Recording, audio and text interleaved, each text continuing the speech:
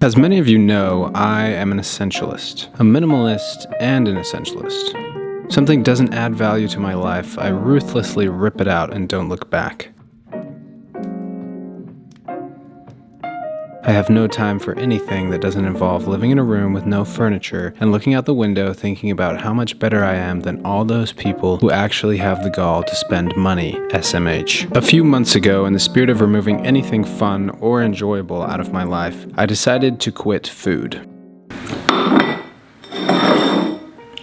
Who needs it anyway, right?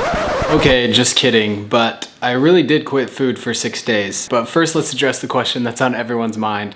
Why on earth would you quit food for 6 days? Okay, so I'm about 24 hours in. I'm sorry about the lighting. A little over 24 hours in. And I feel a little bit lightheaded. I'm not sure how much exercise I'll do tomorrow. I did like a sort of workout today, and then I also went on a bike ride and a little bit of a walk. But yeah, feeling good. First of all, I tried to quit food for 7 days, but I ended up stopping 1 day early, which we'll talk about a little bit later in the video. But the inspiration for this experiment came from this video by Wild We Roam about how this guy cured his rheumatoid arthritis with a 7-day fast. I thought that was so interesting, and I thought about it, I talked about it a ton. I never thought I would personally try it. But then I was talking to my brother, and he was like, yeah, I'm in this mastermind, and this guy, his name's Dale Majors, he does a 7-day fast like yearly. And I was like, are you kidding me? Why? And what he said was really interesting to me. It was a reset on his relationship with food. That's the main reason I did this, and there were a lot of other benefits and drawbacks as well, which we'll cover in this video, but I'm really excited to get into it. This was honestly a very, very interesting experiment that not everybody should try. So growing up, I had a bit of a complex when it came to guilt around food, body positivity, etc. It's just the way I grew up. And so I figured if I took a long enough break from food, I might be able to fix some of those bad mindset issues that I had around it. So 36 hours in, it's the morning of the second day, and I actually feel great. I did not consult a doctor before this, and for legal reasons I recommend that you do, but if you're a normal, healthy person, you'll probably be absolutely fine. So first, why fasting? If you're scared, like, oh, you know, I can't even go a day without food, or I can't even skip one meal, trust me, I've totally been there, but what made me think that this would actually be possible for me was a story about Angus Barberry, who actually fasted for 382 days. He was morbidly obese, and he just decided to quit food for over a year, and by the end, he was skinny as a rail. There are other stories about people who have attempted similar things and have died, but seeing that he didn't die let me know that, you know, a few days without food, I really am going to survive. Just kind of helping my subconscious realize that I'm not gonna die if I miss a meal, and like getting over my scarcity mindset. So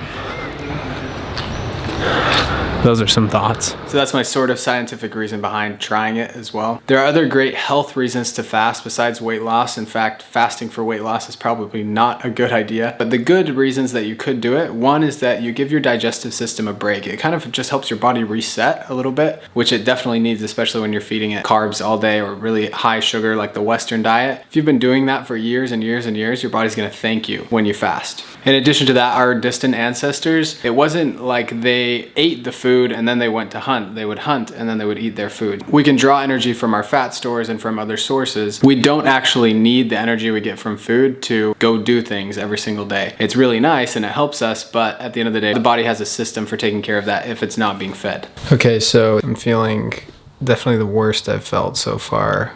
Everything I've read said the days 3 and 4 were the worst. I felt incredible yesterday. Today's all right. Felt pretty brain foggy.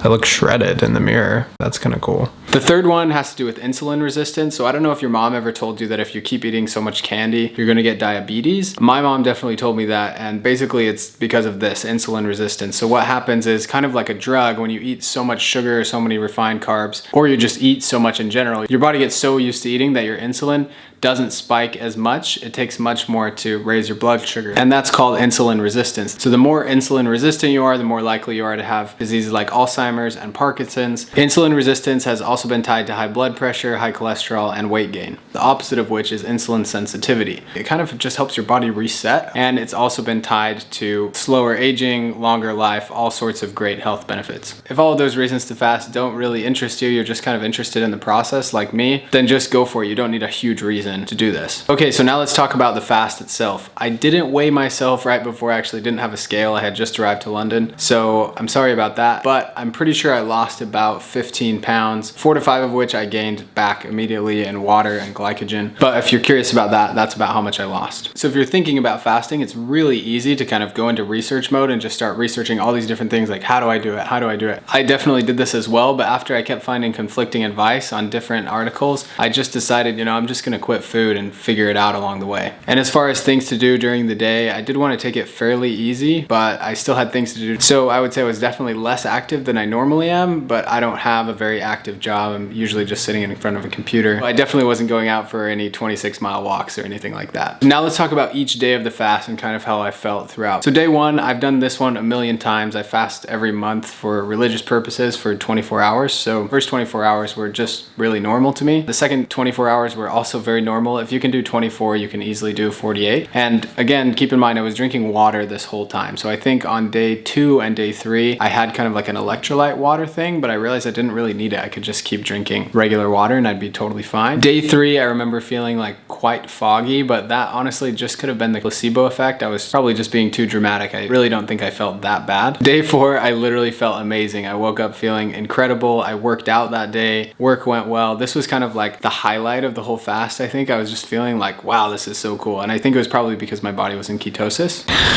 Okay, so it's the end of day 4. Sorry about my hair. And I just started feeling really good again. So I'm hoping this continues. Day 5 was pretty good. I started feeling a little bit of decline in my mental capacity. So something else that occurred to me on this walk is just that I think the first couple days, the plan was to reset my relationship with food. The second couple days have just been like trying to figure out if I'm gonna keep doing it, and these last few days are just gonna be like a test of will.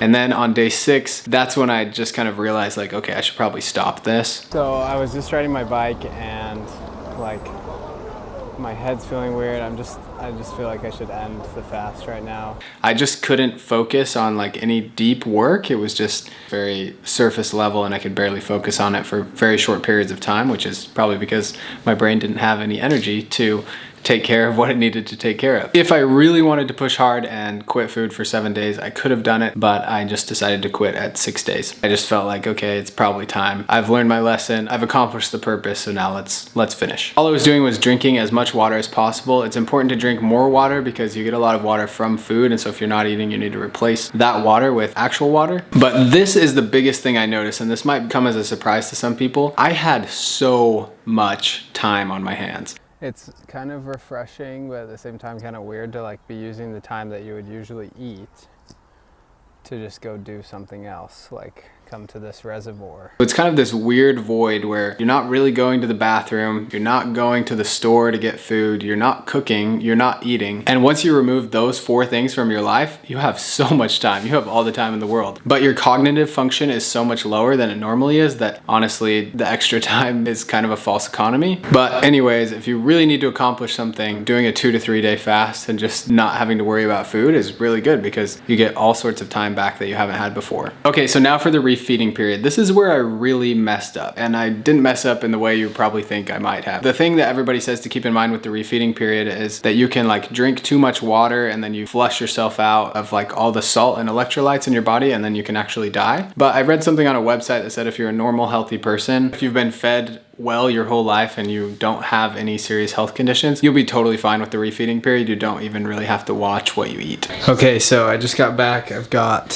what I'm gonna eat here. Just these. I'm gonna make like a smoothie and probably have an egg maybe in like an hour. We'll see, an egg or 2. But yeah, I'm gonna make that smoothie right now. Tastes really good. It's really low sugar, but it tastes good.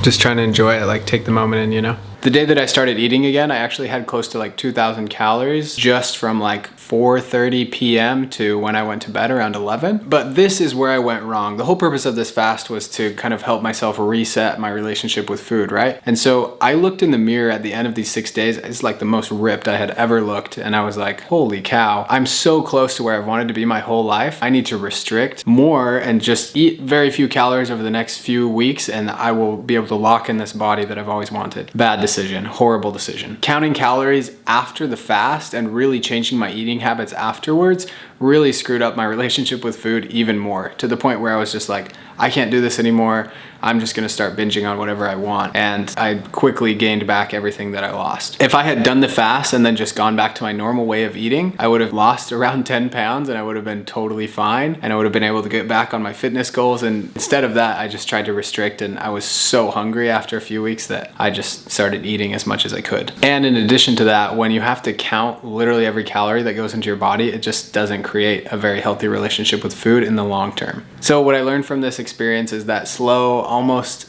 imperceptible change is the best way to change long term. This fast would have been great, and if I had just continued changing little by little after it, then I would have been totally fine and I would be probably where I want to be today just a few months later. It also forced me to confront unrealistic ideals I had for myself, at least right now. Jordan Sayat, who I was watching a lot of his content during the time that I was fasting, just trying to figure out how to redefine my relationship with food. He talks about how people have approached him about writing a book, and he wants to write a book, but he wants to make the name of his book the 5-year plan. And no publisher wants to publish that because they know it's not going to sell. People want results quickly, and they don't want to change their relationship with food over the long term and build a long-term healthy lifestyle. But now I'm seeing, okay, 5 years from now, it's totally doable to be exactly where I want in my eating habits, in my physique, and it's so much healthier on our brains, on our mental health, everything. If we just kind of lengthen the horizon a little bit, we can do less damage to ourselves in the long term, and we can start changing imperceptibly. So now you might be wondering, so Keaton, do you recommend this or do you not? Honestly, I talked to my health coach and he said that after 3 days, most of the benefits that I talked about, you're not going to get any more benefits from 3 to 7 days or 3 to however long you want to go. So 3 days is probably the max I'll do in the future. I might do another long one, but I have obviously other fitness goals right now and I don't care to do the fast again. I did another 2-day fast just a few weeks ago. It was great. It really helped me, again, reset a little bit. My relationship with food is more manageable. So I would definitely start smaller, and then if you want to go longer, you can. So do I recommend it? Yeah, not really.